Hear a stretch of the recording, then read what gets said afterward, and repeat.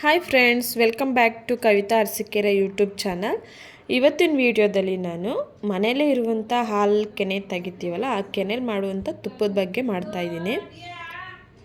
ನೋಡಿ ಯಾವ ಥರ ರವೆ ರವೆಯಾಗಿದೆ ಅಲ್ವಾ, ಮಾಡೋ ಸಖತ್ ಈಸಿ.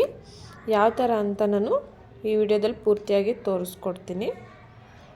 ಮತ್ತು ಯಾರೆಲ್ಲ ಹೊಸ್ದಾಗಿ ನನ್ನ ಚಾನಲ್ ನೋಡ್ತಿದ್ದೀರಾ ಪ್ಲೀಸ್ ಸಬ್ಸ್ಕ್ರೈಬ್ ಮಾಡ್ಕೊಳ್ಳಿ. ನಾನು ಫಸ್ಟಿಗೆ ಡೈರಿಲಿ ಸಿಗುವಂಥ ಹಾಲನ್ನೇ ತಂದಿದ್ದೀನಿ. ಪ್ಯಾಕೆಟ್ ಹಾಲಾದರೂ ಯೂಸ್ ಮಾಡ್ಬೋದು. ನಮ್ಮ ಮನೇಲಿ ನಾವು ಡೈರಿಲಿ ಹಾಲು ಹಾಕಿಸ್ಕೊಳ್ಳೋದು. 1 ಲೀಟ್ರ್ ಹಾಲು ತಂದಿದ್ದೀನಿ. ಅದನ್ನು ಚೆನ್ನಾಗಿ ಕಾಯಿಸಿ ತಣ್ಣಗಾಗೋಗಿ ಬಿಟ್ಟಿದ್ದೀನಿ. ನಮ್ಗೆ ಎಷ್ಟು ಬೇಕು ಹಾಲು ತೊಗೊಂಡು ಮಿಕ್ಕಿದ ಹಾಲನ್ನು ಒಂದು ಪಾತ್ರೆಗೆ ಹಾಕಿ ಇಟ್ಟಿದ್ದೆ. ಅದಕ್ಕೆ ನೀರು ಮಿಕ್ಸ್ ಮಾಡ್ದೇನೆ ಅದು ಈ ಥರ ಕೆನೆ ಫ್ರಿಡ್ಜಲ್ಲಿ ಇಟ್ಟಾಗ ಈ ಥರ ಕೆನೆ ಬಂದಿದೆ. ಇದನ್ನೆಲ್ಲ ಒಂದು ಸೈಡ್ಗೆ ತೆಗೆದಿಟ್ಕೊಳ್ಬೇಕು. ಒಂದು ಬಟ್ಲಿಗೆ ಹಾಕಿ ಫ್ರಿಡ್ಜಲ್ಲಿ ಇಟ್ಕೋಬೇಕು. ಫ್ರಿಡ್ಜಲ್ಲಿ ಇಡ್ದೇ ಹಾಗೆ ಇಟ್ಟರೆ ಕೆಟ್ಟೋಗ್ಬಿಡುತ್ತೆ. ಒಂದು 15 ದಿನಕ್ಕಾಗೋಷ್ಟು ಹಾಲಿನ ಕೆನೆನ ನಾನು ತೆಗೆದು ಒಂದು ಬೌಲ್ಗೆ ಹಾಕಿಟ್ಟಿದ್ದೆ.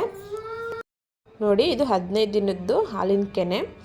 ಇದನ್ನೆಲ್ಲ ಒಂದು ಮಿಕ್ಸಿ ಜಾರ್ಗೆ ಹಾಕಿ ಅದಕ್ಕೆ ಕೋಲ್ಡ್ ವಾಟ್ರನ್ನ ಹಾಕ್ತಾಯಿದ್ದೀನಿ. ಬೇಕಾದ್ರೆ ಫ್ರಿಡ್ಜಲ್ಲಿ ಇರೋವಂಥ ನೀರನ್ನು ಒಂದು ಬಾಟ್ಲಲ್ಲಿ ನೀರಿಟ್ಟು ಆ ನೀರನ್ನು ಹಾಕ್ಬೋದು. ಇಲ್ಲ ತಣ್ಣಗಿರೋ ನೀರು ಯಾವುದಾದ್ರೂ ಸರಿ.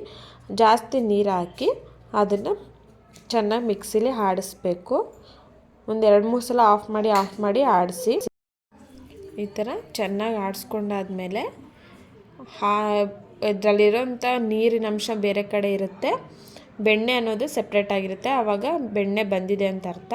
ಅದನ್ನು ತೆಗೆದು ಸಪ್ರೇಟಾಗಿ ಒಂದು ನೀರಲ್ಲಿ ಹಾಕಿದ್ದೀನಿ. ನೋಡಿ, ನಮ್ಮ ಮನೇಲಿ 15 ದಿನದಕ್ಕೆ ಇಷ್ಟು ಪ್ರಮಾಣವಾಗಿ ನಮಗೆ ಬೆಣ್ಣೆ ಸಿಕ್ಕಿದೆ. ಪ್ಯಾಕೆಟ್ ಹಾಲಲ್ಲೂ ಬರುತ್ತೆ, ಆದರೆ ಕಡಿಮೆ ಪ್ರಮಾಣದಲ್ಲಿ ಬರುತ್ತೆ. ಡೈರಿ ಹಾಲಾಗಿರೋದ್ರಿಂದ ಜಾಸ್ತಿ ಬರ್ತಿದೆ.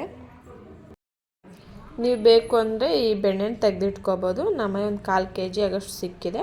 ಅದನ್ನು ಒಂದು ಪಾತ್ರೆಗೆ ಹಾಕಿ ಬಿಸಿ ಮಾಡೋಕ್ಕೆ ಅಂತ ಇಡಬೇಕು. ಅದು ಪೂರ್ತಿಯಾಗಿ ಕರಗಿ ಎಣ್ಣೆ ಥರ ಬಿಟ್ಕೋಬೇಕು. ಅದಕ್ಕೆ ನಾನು ಇನ್ಯಾವುದು ಕಲರ್ ಏನೂ ಹಾಕಿಲ್ಲ. ನೋಡಿ, ಈ ಥರ ಚೆನ್ನಾಗಿ ಕುದೀತಿದೆ ಅಲ್ವಾ. ಈ ಥರ ಪೂರ್ತಿಯಾಗಿ ಕರಗಿದ ಮೇಲೆ ಕೆಲವೊಂದು ಇಂಗ್ರೀಡಿಯೆಂಟ್ಸ್ನ ಹಾಕ್ಕೋಬೇಕು. ನಾನಿಲ್ಲಿ ಮೆಂತೆ, ಏಲಕ್ಕಿ ಮತ್ತು ಲವಂಗ ತೊಗೊಂಡಿದ್ದೀನಿ.